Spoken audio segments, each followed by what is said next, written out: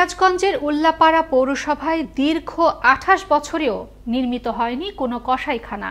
এতে মহাসড়কের পাশে ঝুঁকি নিয়েই জবাই হচ্ছে গবাদি পশু, এমনকি যত্রতত্র ফেলা হচ্ছে গবাদি পশুর বর্জ্য।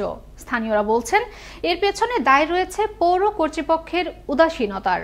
তবে পৌর মেয়র বলছেন শীঘ্রই নেওয়া হচ্ছে ব্যবস্থা। সিরাজগঞ্জ থেকে শিশির আলমের প্রতিবেদনে থাকছে বিস্তারিত। উল্লাপাড়া পৌর বাস টার্মিনাল সংলগ্ন মহাসড়কের পাশে নোংরা ও অপরিষ্কার স্থানে জীবনের ঝুঁকি নিয়ে প্রতিদিনই করা হচ্ছে গরু জবাই। আর এই গবাদি পশুর ময়লা আবর্জনা ফেলে তৈরি করা হচ্ছে স্তূপ। এতে করে দুর্গন্ধে রাস্তার পথচারীদের যেমন দুর্ভোগ পোহাতে হচ্ছে, তেমনি দূষিত হচ্ছে পরিবেশ। ওই সকল ময়লার স্তূপে জীবাণুনাশক স্প্রে না করায় নানা ধরনের ক্ষতিকর ব্যাকটেরিয়া জন্ম নিচ্ছে। গবাদি পশু পরীক্ষা নিরীক্ষা ছাড়াই স্বাস্থ্যসম্মতভাবে জবাই না করায় এতে করে হুমকির মুখে রয়েছে স্থানীয় বাসিন্দা এবং পথচারীরা। রাস্তার পাশে গরু জবাইয়ের কারণে পরিবেশের দূষণ হয়, প্লাস ব্যাকটেরিয়ার সৃষ্টি হয়। ওটাকে জবা করা হচ্ছে, সেখানে সেই জায়গাটাতে যেভাবে দূষিত যে রক্তগুলা থেকে যাচ্ছে সেটা পরিষ্কার হচ্ছে না। পশু জবাই করার আগে অবশ্যই পশুটা পরীক্ষা করা উচিত। পশু যদি এটা পরীক্ষা করা না হয় তাহলে পশুর যে জীবাণুটা থাকতে পারে সেটা আমাদের শরীরের জন্য ক্ষতিকর হবে।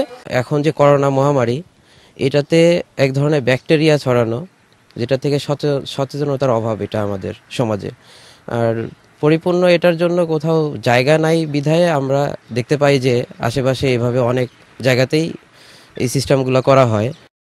কসাইখানার জন্য নির্দিষ্ট স্থান না থাকা বাধ্য হয়ে মহাসড়কের পাশে করতে হয় গরু জবাই।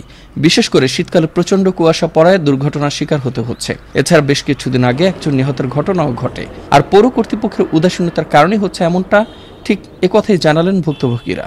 জবাহরের জায়গা আমাদের নাই, আমাদের কসাইখানা জায়গা নাই।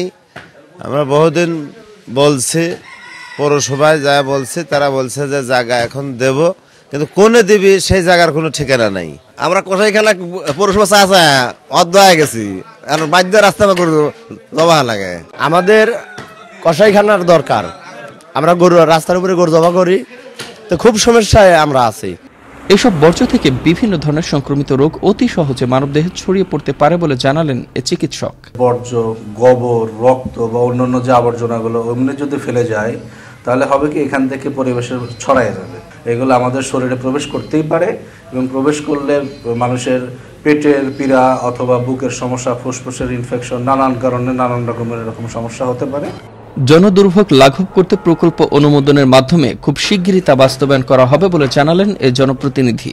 এলাকার যে সমস্যা, দুর্গন্ধ বা ঝুঁকি নিয়ে কসাইদের হাইওয়েতে এই গরু বা পশু জবাই করতে হয়, আমার বিশ্বাস অনেকাংশে কমে যাবে এবং এই ধরনের পরিবেশ দূষণ হয়, এই ধরনের কর্মকাণ্ড আর হবে না। দীর্ঘদিনের এই দুর্ভোগ নিরসনে কাজ করবে সংশ্লিষ্ট কর্তৃপক্ষ, এমনটাই স্বপ্ন দেখছেন এই এলাকায় বসবাসরত হাজারো মানুষ। মোস্তফা কামাল তোহা, আনন্দ টিভি, ন্যাশনাল ডেস্ক।